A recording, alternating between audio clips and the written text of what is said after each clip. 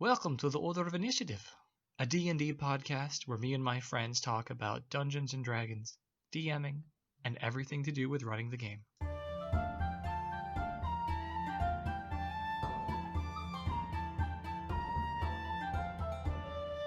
Today, we're talking about designing NPCs for your game.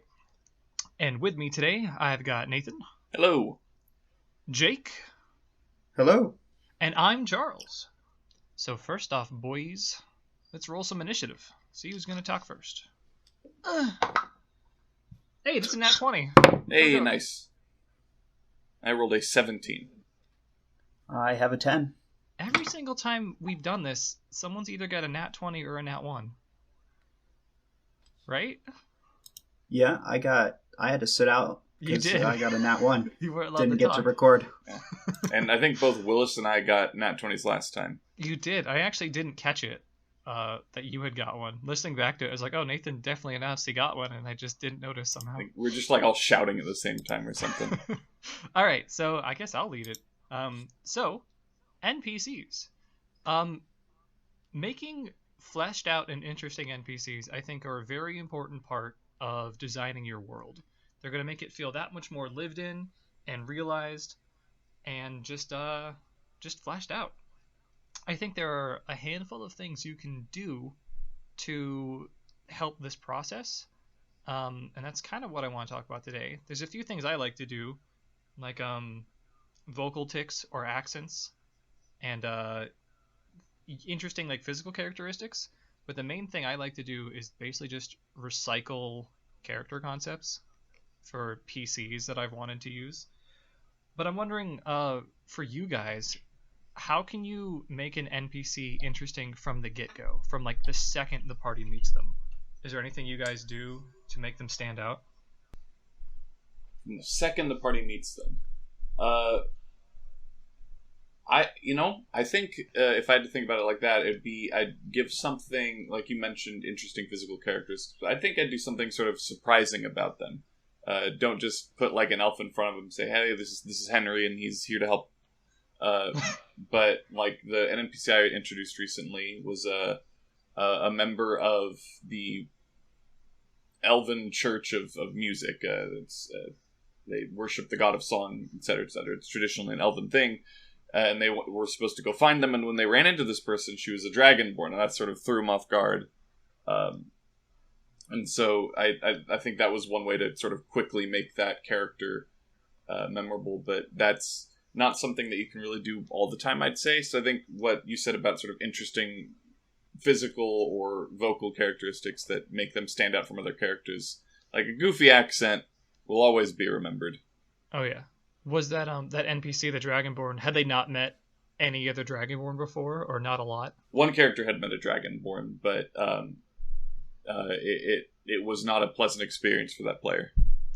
So just introducing him to a pretty rare member of a race will help stand out. Yeah, and I think what I was more going for there is the religion this Dragonborn was a member of is traditionally made up of elves, and every single priest of this religion up to this point had been an elf as well. Gotcha.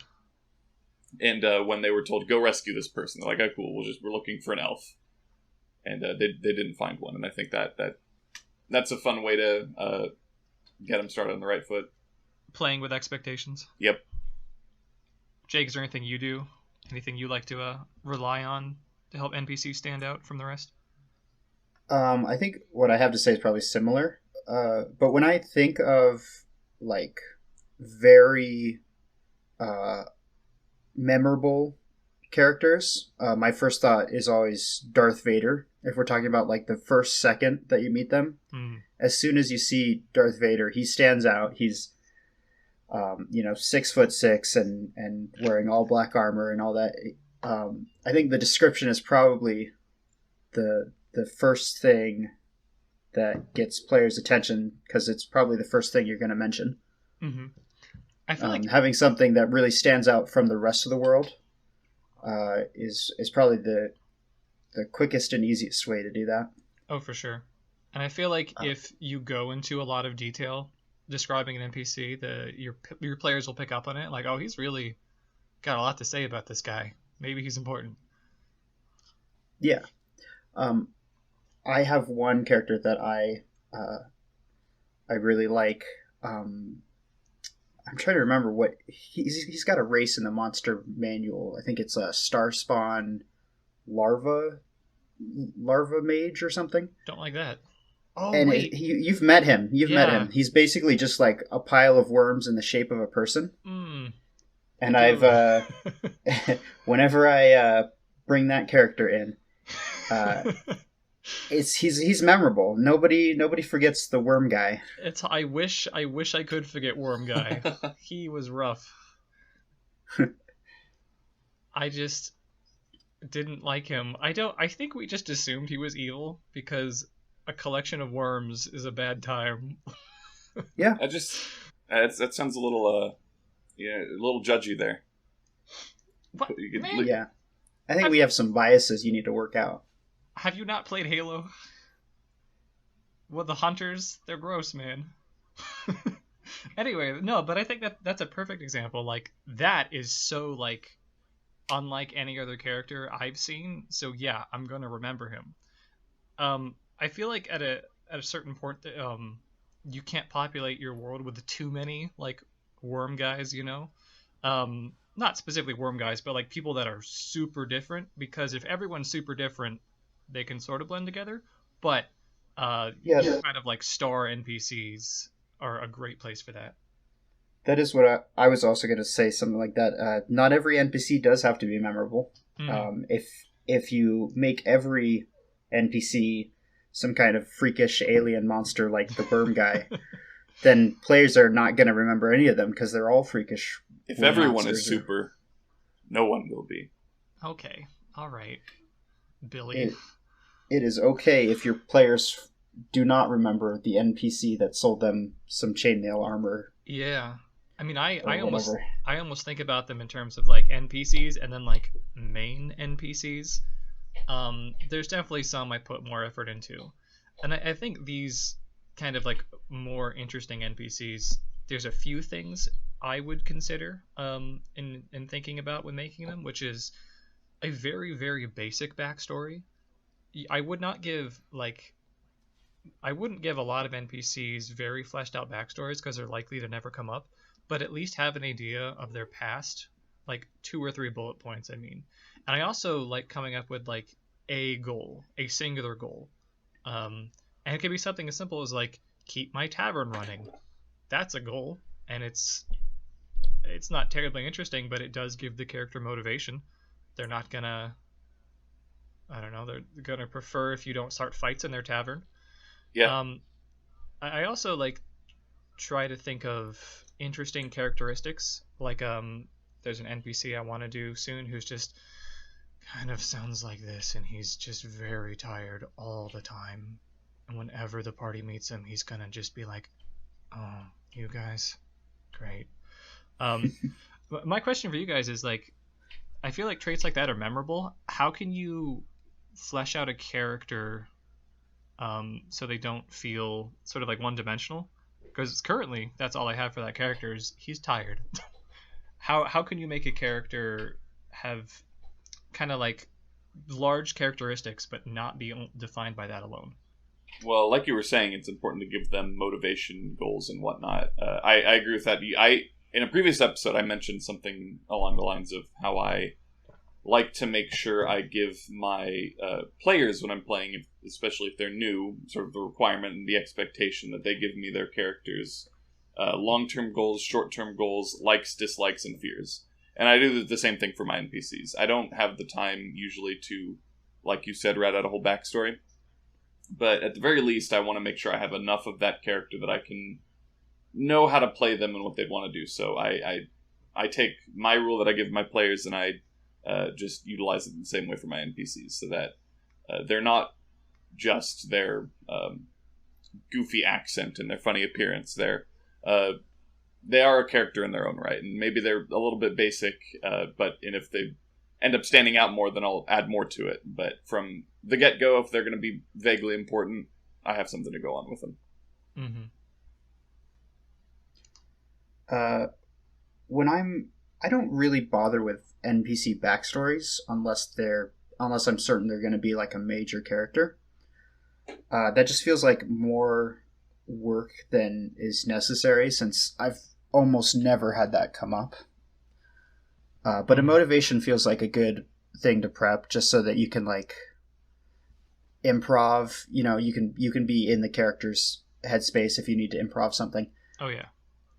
Like the more But the the more backstory is something like if it does happen to come up, you can just probably make that up on the spot for me.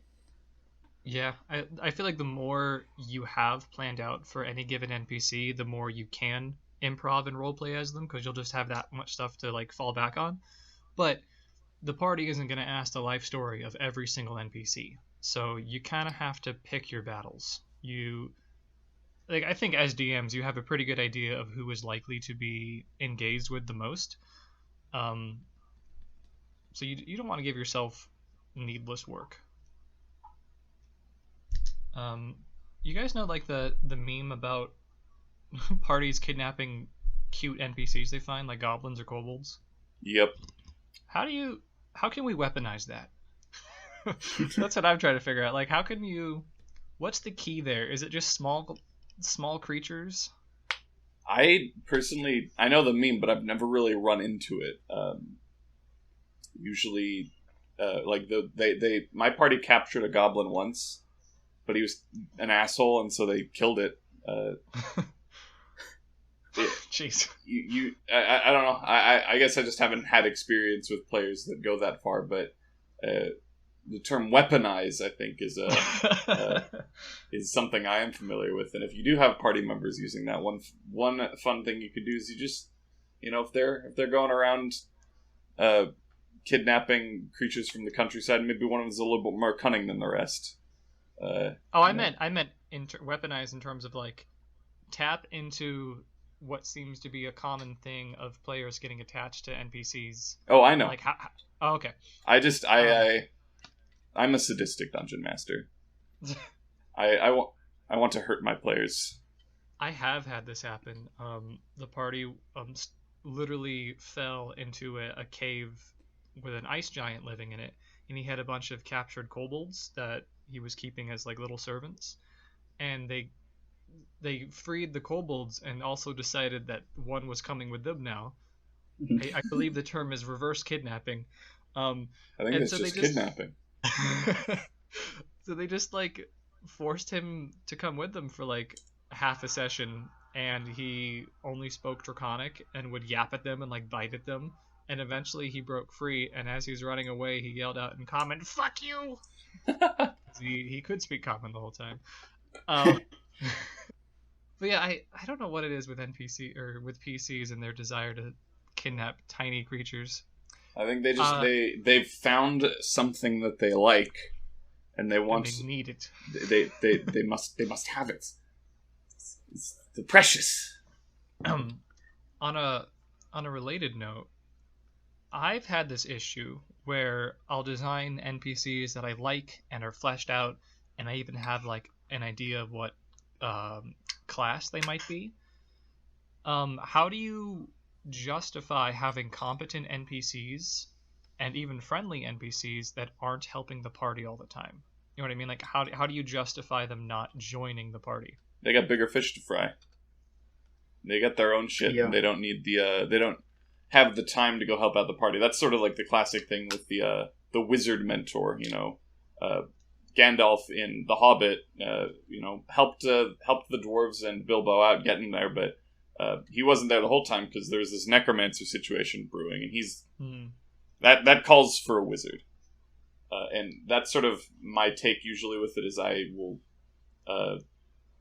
if not dealing with a bigger threat, the level 10 wizard still doesn't want to go bother helping out the level 5 party with their goblin issue. Just because it's like beneath him. Yeah, and beyond that, you can have these competent NPCs if they're equally leveled. They can still help out. I will regularly have them like join the party for a session or two, but then go off and do something else that's still helping the party towards their own ends, but like on a separate side mission. I like that.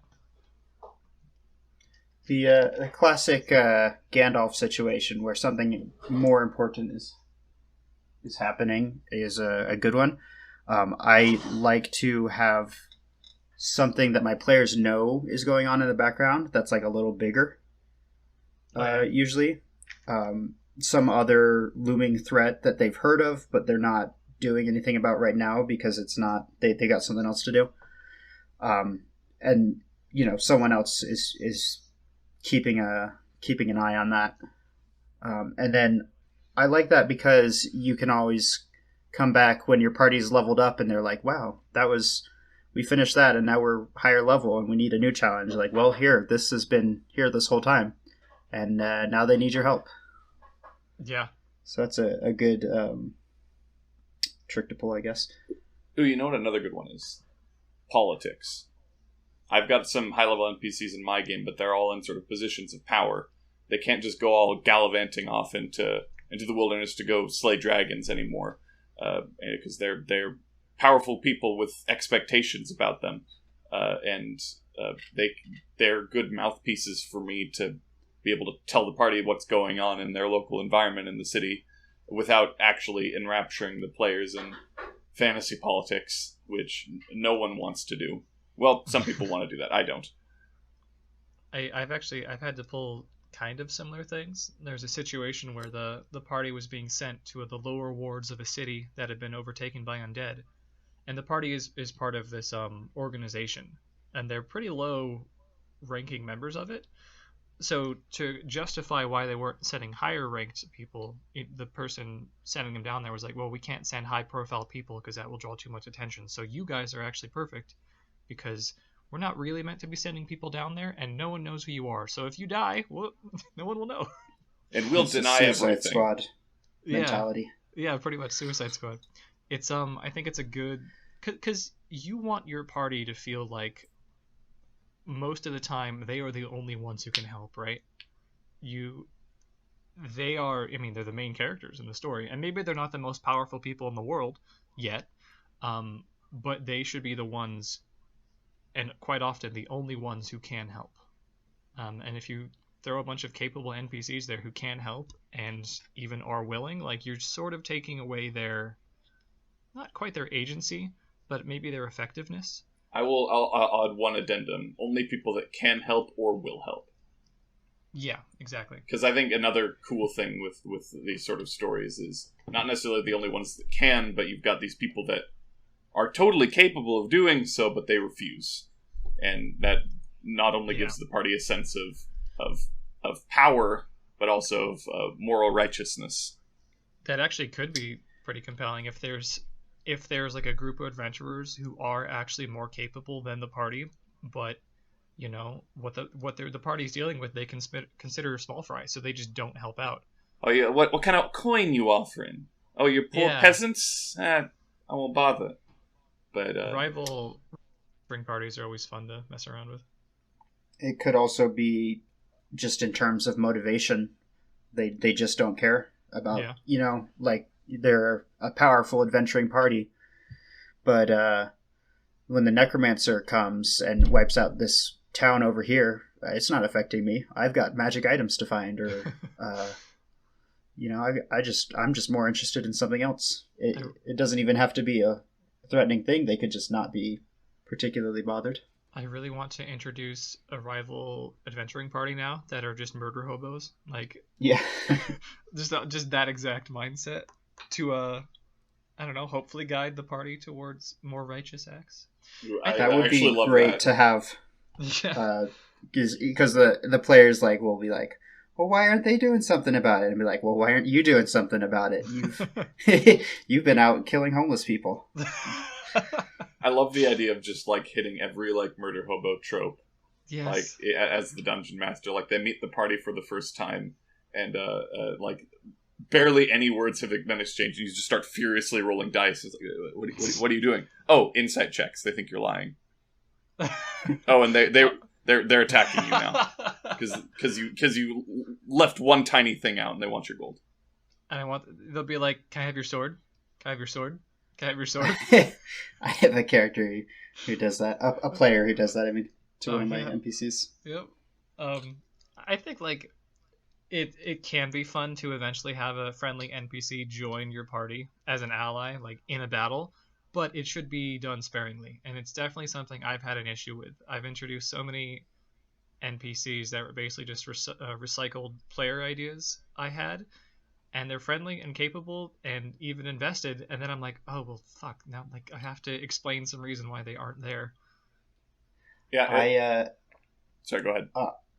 I did that once with like the biggest baddest swords guy ever in the he's the one that everyone looks up to kind of guy. And I had a really tough combat, and I was like, okay, well he's there and their interests align, so he would probably help. So I put him there and gave one of the players control, and it was the easiest fight I think they've ever been in. Oh boy. And I went, oh yeah, actually.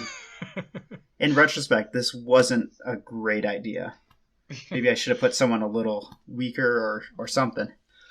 I feel like there's still cool ways you can take that, because if you establish that guy as being super powerful, and then even have a battle that demonstrates how powerful he is, have have a villain roll in and take him out. Oh yeah, Warfare. The party. That was the motivation, but besides the villain taking him out. But the motivation was like, look, this could be you someday. Like this guy, you could be this badass. And I don't think they even got like how much he wrecked these guys, because they didn't even get to see what the bad guys could do, because the guy that I gave him was just that too powerful. This is a topic I think we could do as a full episode at some point, but I kind of like the idea of discussing like how video game design can influence D&D design. Are you guys familiar with Mega Man X? Yes. Yeah. I saw a video about it. Let's say I'm going to be rehashing a lot of Aaron Hansen's Egoraptor's sequelitis about it, but it does a really cool job of setting up how strong the villain is compared to you, because you're fighting him and you don't even see a health bar, and it acts like a real battle, and he just hands your ass to you. And then another character shows up and hands that character's ass to him. And then your kind of goal for the game is to become more like this character that saved you. I believe he explicitly states that someday you'll be as strong as me. Or something he does, yeah. In that does fight. say that. I think that's super cool in a video game, but I feel like that's dangerous in D&D, because you don't want to make your party feel like you're cutscening them, or that this new guy that came and saved their ass is your OC original character. Do not steal. That you're showing off as the DM. I think it feels like a way of taking agency away from your players, and if done right, I'm sure it could be a really unique, memorable experience. But putting them in a battle that you know that they're not going to win for 2 hours might not be the most fun. Yeah, it doesn't sound like super fun.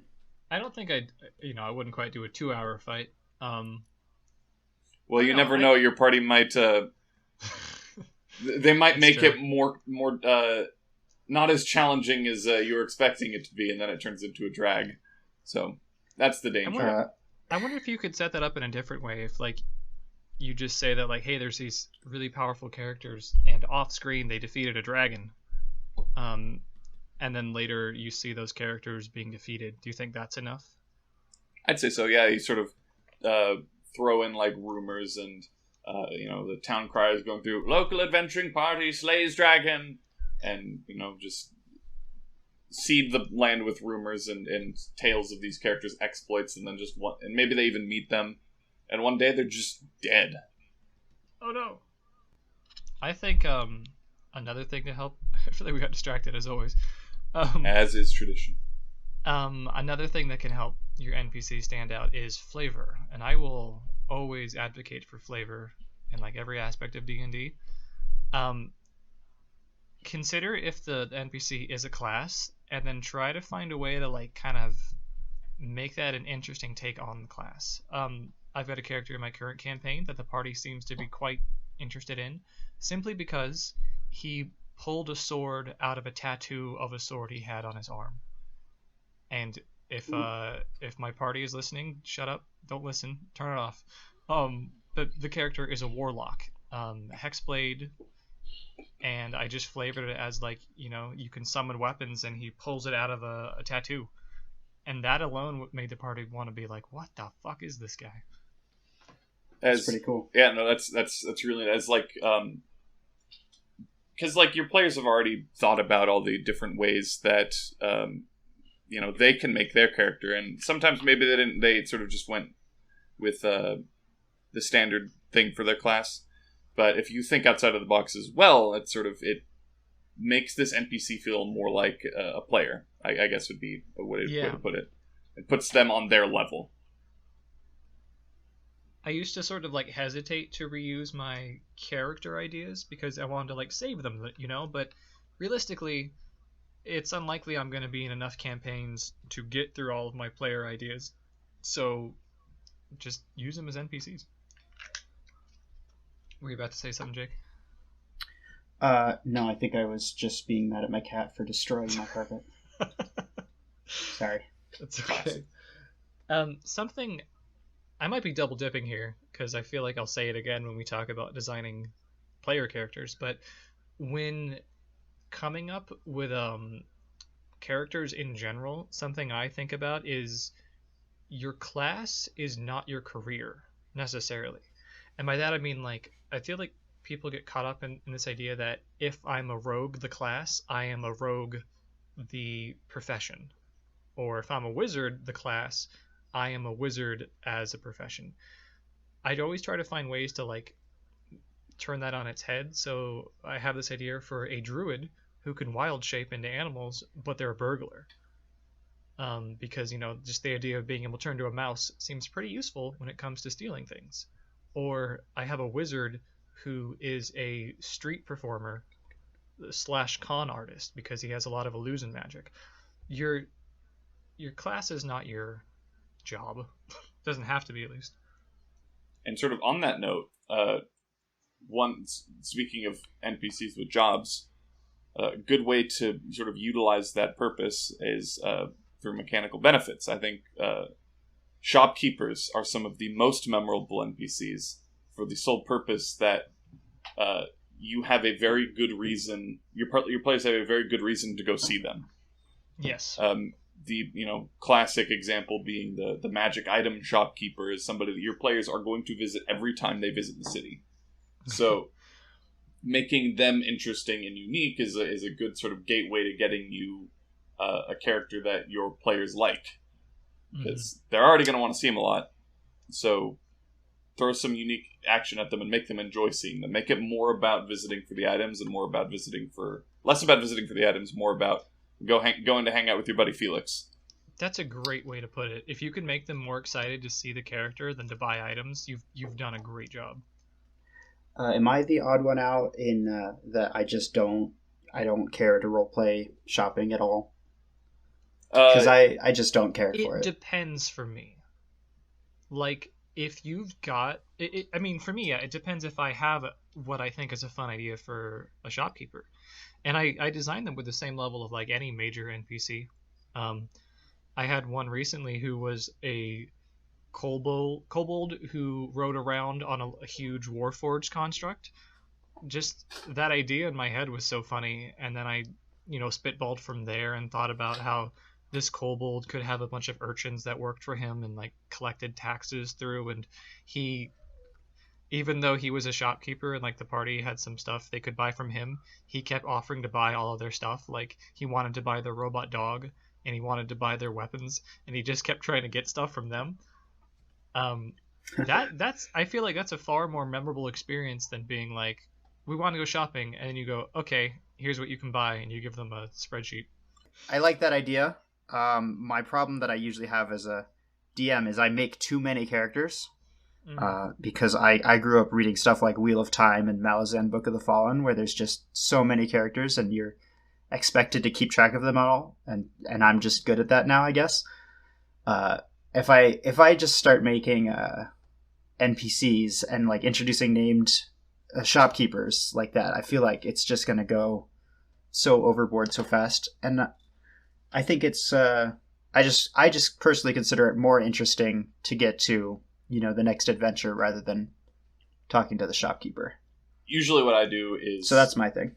Yeah, I actually agree with that. When talking about shopkeeping NPCs, I was more sort of going with, if you're making this NPC, putting him in a shop is a good way to build that initial attachment. But for the most part, I agree. I think it's much easier for me to just tell my players, okay, you're in a town. If you would like to make any purchases, you can buy things from the player's handbook at market price. You can sell things at half price.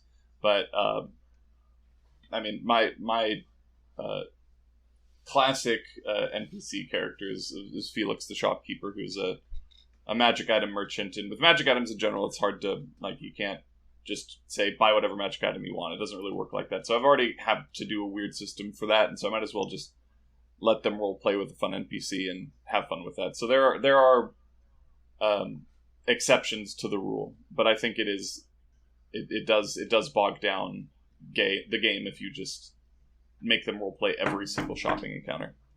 I remember Felix. Didn't he send us into a magic item he was testing?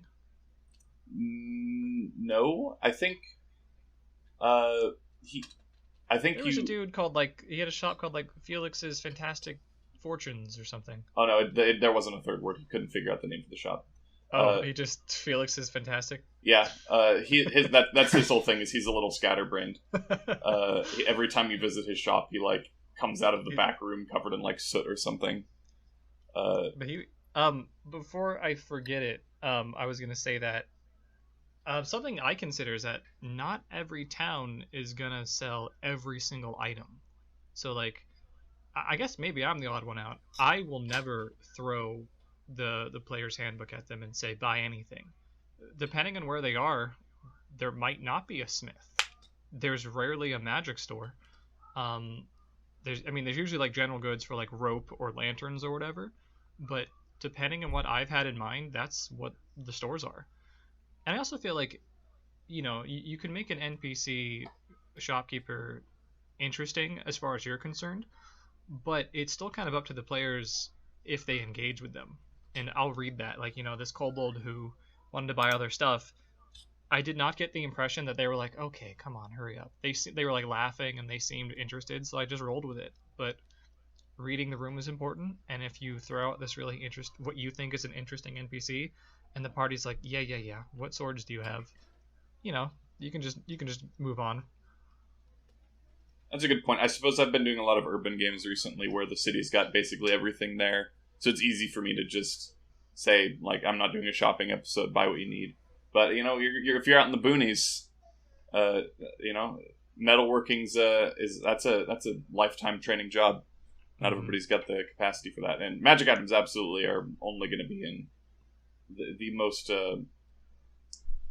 rich of locations, as those are very expensive items that people are generally not going to be able to buy. Yeah, the shopping episode is definitely an infamous thing. Jake, is that sort of your motivation for trying to keep it simple? Avoiding the shopping episode? Yeah, it takes a long time, and I feel personally when there's something like that, I get pretty bored. And if there's someone else that is has absolutely no interest in that, also personally as a DM, I also have no interest, so I will get bored. That's fair. Most of the time. I mean, yeah, you got to do what you like. All about having fun, and the barbarian or the monk player that don't need jack shit are not going to be having a good time during the episode where everybody else is buying all their shit. Yeah. This is just sort of a general a tip in general for DMs. Do voices. And I can remember my early days of DMing and how fucking terrifying doing voices is. I promise if you keep at it, those nerves will get easier, and you'll get used to doing voices. But it's such a good way to communicate to your players that there's a new person they're talking to, and I don't know, I feel like voices are one of your most important tools for NPCs. I actually disagree. I love doing voices. I think it is a lot of fun, and I like engaging with people that are also doing voices. But it isn't for everybody. Some people, I mean, beyond just not being comfortable with it or not being good at it, it's just some people just don't like doing it, and some people don't like playing with people that like doing it, and that's okay. D&D's, everybody enjoys it differently. If it's something that you want to try and you're just nervous about it, I agree wholeheartedly. Just start doing it. It gets better, it gets easier, and your players will love it. But I don't think it's a necessary part of the game. Yeah, I mean, none of my. If I said it was necessary, then I apologize. I just like everything I throw out as advice is optional. Obviously, there's no one way to play D&D. These are just my preferred ways. Oh, you're not gonna come into my house with a gun if I don't. I misunderstood. I was bad. You're the exception. You are gonna. Because you did do that. I remember Yeah. you did do that, and it was kind of scary. You weren't doing voices on the Discord call, so I took a flight to your house. And That seems like a completely reasonable action to take. yeah, I'd do that. That was my fault. I should have known better. yeah. Well, it's okay, Jake. We grow and we learn. And Yeah, and you help. You help us grow and learn. When you come into you grow and you learn, and I know where you live. yeah. If I could, what the fuck were we talking about? Voices? NPCs, voices. Probably. Oh, there was something I wanted to say before I forget. Do it. It was about the, you said something, about your character class is not their job description. Yeah. And I really like that. I used to, I really like the barbarian class, and I always seem to multi-class into barbarian because I always seem to make characters with anger issues. There's no subtext. Don't worry about it. But I would always make them like half orcs with like limited English abilities and the classic barbarian stereotype. And now I just make like regular soldier guys who are there and they get angry easily, and that's really all you need to be a barbarian, because it's just about being angry, and all the stereotypes are kind of unnecessary. And that really freed, like when you told me that just kind of freed my my thinking about how I made characters. Hey, awesome. And opened up a lot of stuff. I will always advocate for flavor everything. I don't even think you have to be an angry barbarian. Like, sure, it says rage, but as long as you aren't changing mechanics, I think you should flavor anything you want to. I like the idea of being a barbarian who enters more of like a meditative state. So like instead of like being angry and screaming, they just get very calm and collected and have very like deliberate attacks. Almost like a monk, but you're still playing a barbarian. I've got a game right now where I've got a barbarian who when he goes into his rage, he just goes into a state of like hyper focus. Yeah, and it's very cool. Because mechanically speaking, you're just doing more damage, taking less damage. You could have a barbarian who just gets really horny instead. Okay. So there are good ideas. Sure. I'm not sure if that's one. Today we've learned there are some bad ideas. In a more serious note, one of the first character ideas I had actually was a barbarian who's not going into a rage; they're just possessed by a demon or something like that. That's awesome. I mean, you don't have to change anything really flavor wise, but it's super cool. Sets itself up perfectly to multi-class into warlock. Yeah, I don't think you can cast spells while raging, can you? Doesn't matter. Not really. I'd do no. it. Okay. That reminds me of Jake. I've got a barbarian that is a halfling, and when he rages, he drinks a potion and hulks out, like a Jekyll and Hyde situation. And again, like I haven't changed anything mechanically. He just literally transforms. There's so much you can do. Just a guy on bath salts. Oh my god. It's Florida man. Just does a line of coke. All right, let's go.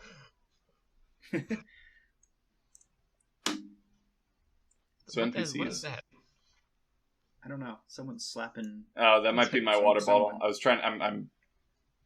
When I close the lid, it makes a popping noise. That might be me. It's not like you're headbutting a wall. I could do that if you want me to. Something else that's probably important when doing an NPC is considering what knowledge they have about any current situations. If the town is being occupied by a beholder or something, what does any given NPC know about the situation? Do they have any useful information that could help the party? What does the NPC think about the situation? Um, just basic ideas so you can have a conversation. Yep, just sort The of party like does engage them. I think it's Matt Mercer says he just like he'll have a bulleted list of facts the character has and what it'll take for them to tell that information. Oh, that's a good idea. What it'll take. Yeah, if they're willing to divulge the knowledge they have, and if they're not, what would it take to make them do so? Mm-hmm. So yeah, maybe they're being held hostage, or their family's being held hostage. They're being quiet. So yeah, stuff like I that. had not considered making a list like that. Yeah, I don't think I had either. I don't know why I didn't do that. It seems obvious in hindsight. I also like giving like weird physical characteristics, like if your random bartender is missing an arm, and you just like I don't know, if they talk to an NPC at random that you have to improvise, have them miss an arm or they've got an eye patch or just I almost want to write up a list of like random features like that I could just glance at. Because even little things like that, I think will feel like they were a planned character. I don't know. Yeah. When my players talk to random NPCs, I try to quickly think of some weird characteristic, like, oh, he's got like half his hair is missing. It looks like there's a large burn scar there. You want to be careful because you don't want to get the impression across that everyone in your entire setting was the victim of some horrible. I guess maybe the city blew up a few years ago and nobody got out unscathed.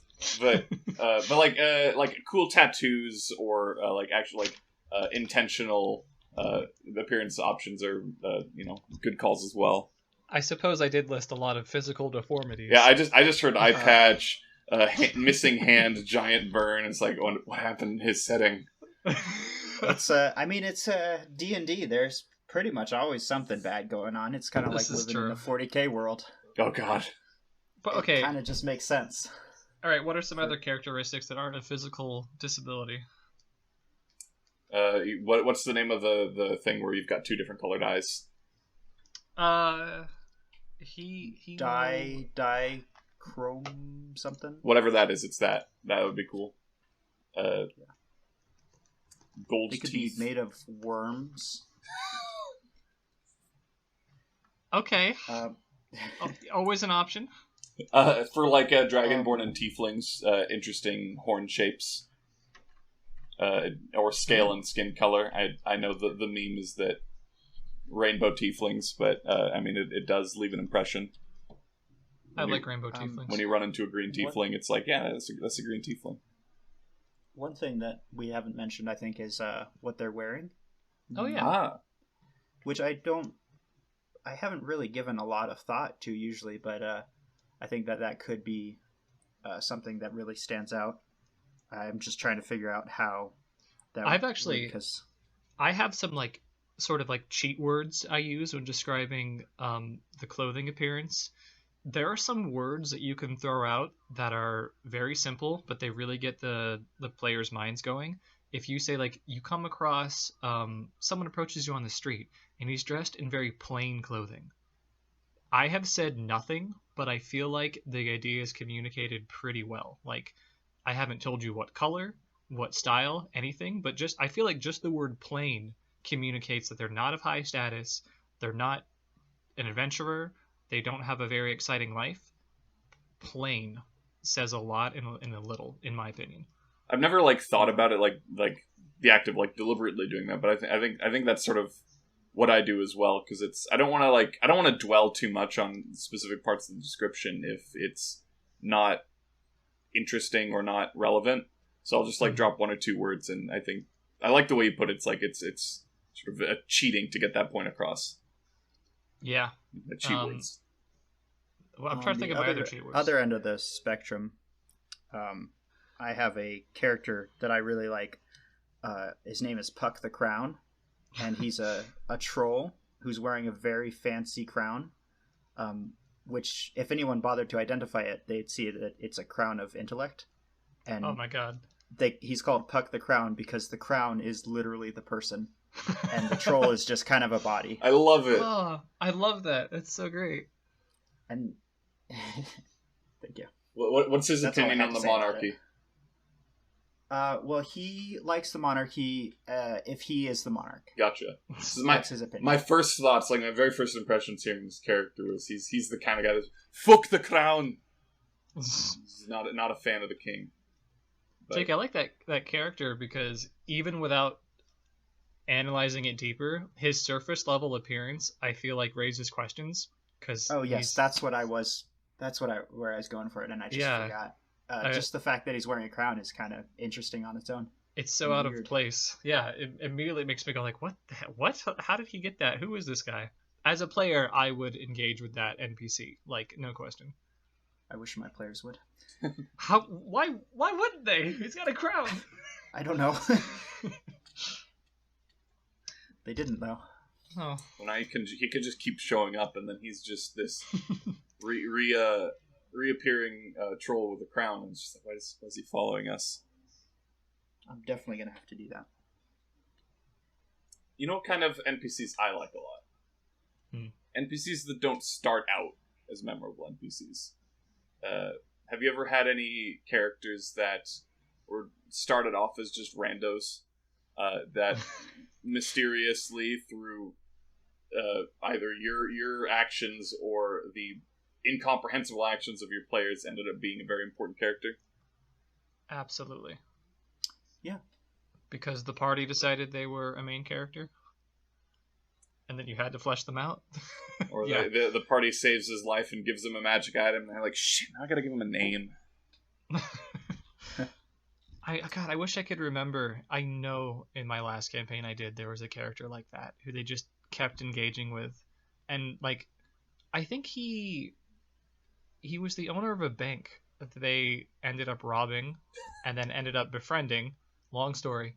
But they just kept engaging with him and kept coming back to him. And I was like, well, I should figure out who this guy is at some point, I guess, because apparently he's a main character now. I think I've got another one, which is another, I guess, a good example of NPCs being memorable. I wasn't expecting it, but I had a GIF that they found in a Mind Flayer camp, and in my world, GIFs speak like with clicks and whistles and stuff like that, like the African nation.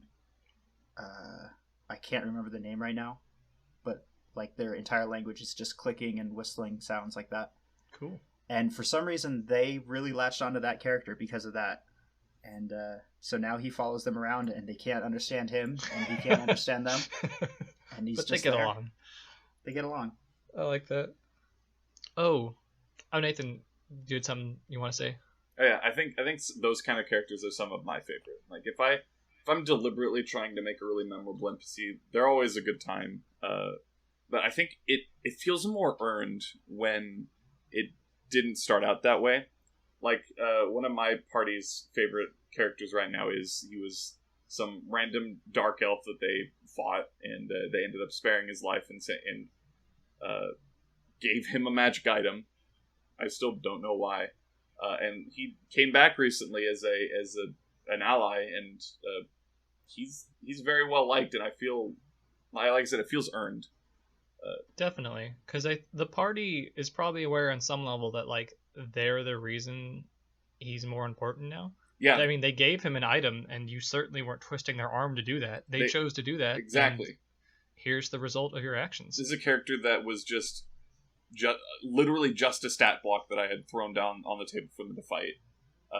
And they could have killed him and it would have ended there, but in the act of sparing his life, showing a dark elf who probably has never heard the word mercy before an act of mercy, and then letting them go with one of your most valuable essential tools, I think it sort of changes that perspective and allows them to it really is sort of giving this villain a second chance, and I think it's a really neat trope to play with.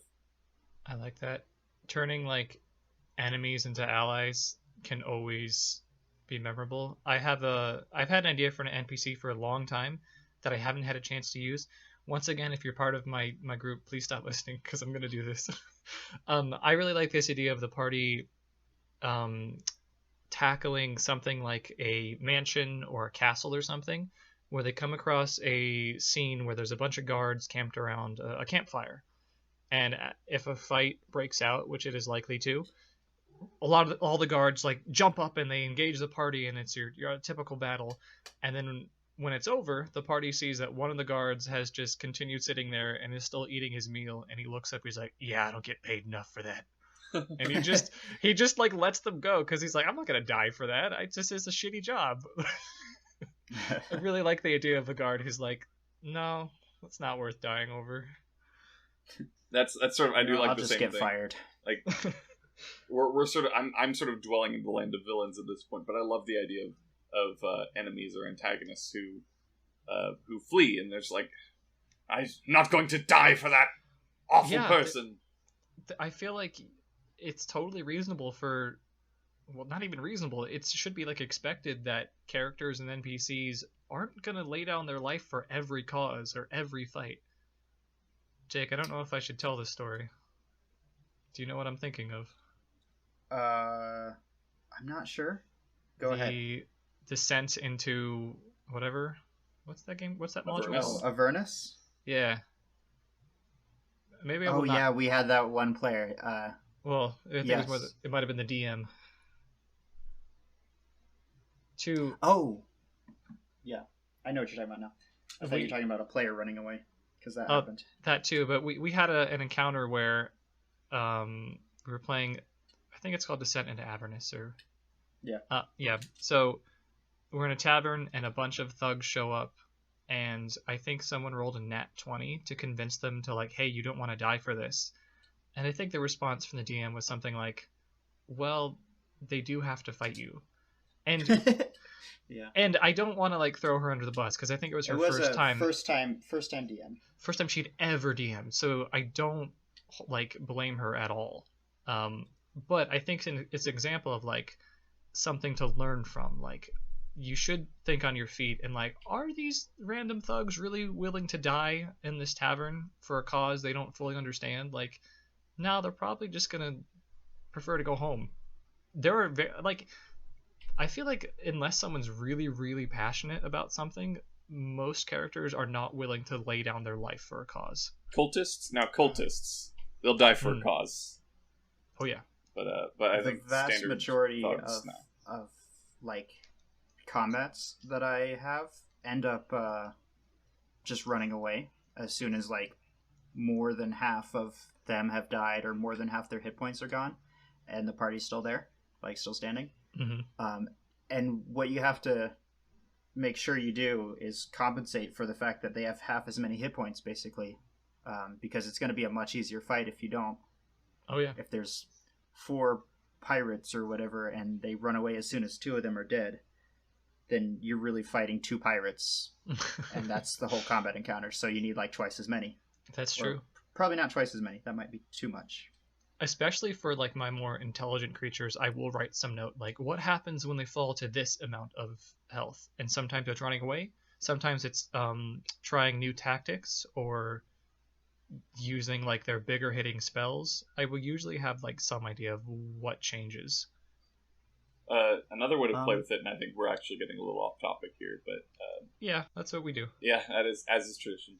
I had a buddy that with like goblins, he came up with like a whole morale mechanic with them. He had the goblin war boss and a ton of other goblins that were working with them, and he sort of would roll dice at the end of every combat round to just see, all right, how are these goblins feeling? And the really big way to get them running is when the party killed the war boss, they got like a -10 on their wisdom save to stay in the fight, and they just scattered. Absolutely, that makes sense. That's actually a pretty, circling back to the original topic, that's a kind of an interesting way on its own to make bad guys at least memorable. Is the way they fight. usually the first combat you do is goblins in a new campaign, or kobolds or something like that, and they're not really going to stand and fight you. They know they're weak. They're going to ambush you and run away and set traps and stuff, and that makes them a very different thing to fight from like a giant, a giant who's just stupid. bigger than you and thinks he's going to kick your ass easily, and so Yeah. he just sticks around and fights you until he can't fight anymore. Or like humans who are every bit as intelligent as you, and they, as soon as the first spellcaster does a spell, they should be targeting him because they know that's the biggest threat and probably the most squishy. Yeah. Since In my combats, I'll usually say things like, especially if like a party member scores a crit against someone, I'll say something like, "Well, seeing that you're the biggest threat currently, now this enemy is going to target you." And it won't be like the whole encounter suddenly targets them, but certainly they will retaliate against big attacks that have hurt them. but you don't want to stick around and trade blows with the paladin who's smiting you when there's a guy with no armor shooting fireballs at your back line. Just run past the paladin and get him.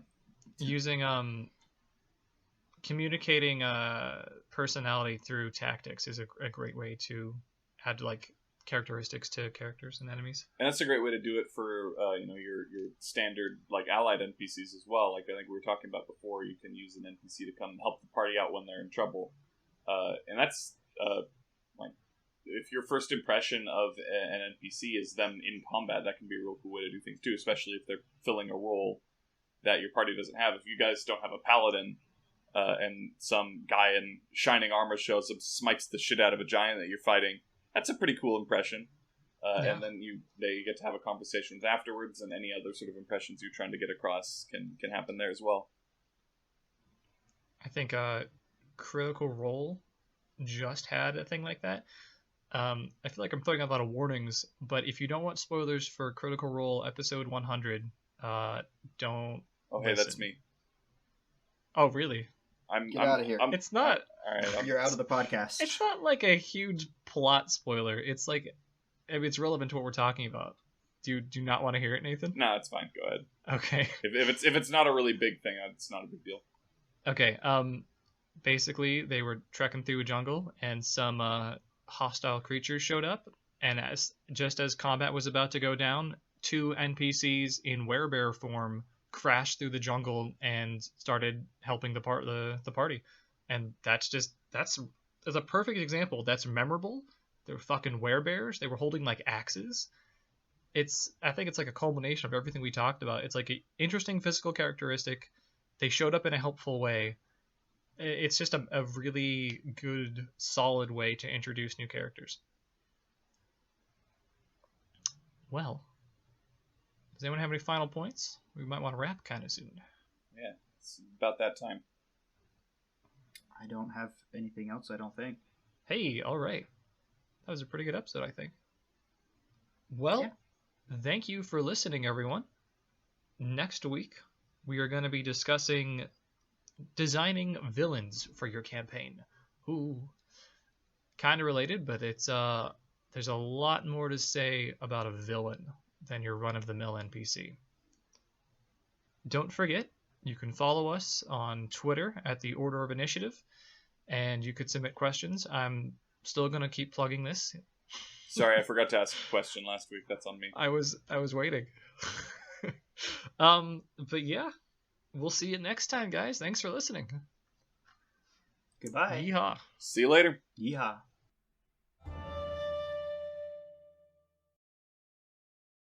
Was that too much cowboy or not enough? Not enough cowboy. Yeehaw! Give me some more yee in that haw. Yeehaw! There we go. There it is. Nailed it.